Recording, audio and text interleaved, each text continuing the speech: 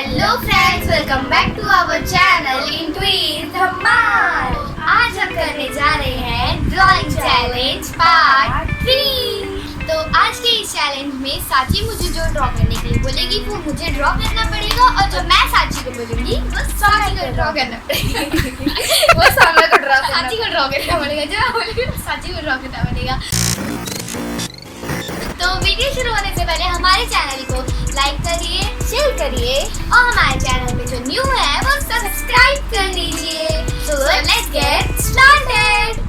चलो साची मुझे बताइए कि मुझे क्या ड्रॉ करना है। तो तुम ड्रॉ करो एक पेंगुइन। क्यूट होगा मेरा पेंगुइन। साची को ड्रॉ करना है एक टॉर्टॉइस। चलिए ड्रॉ करते हैं।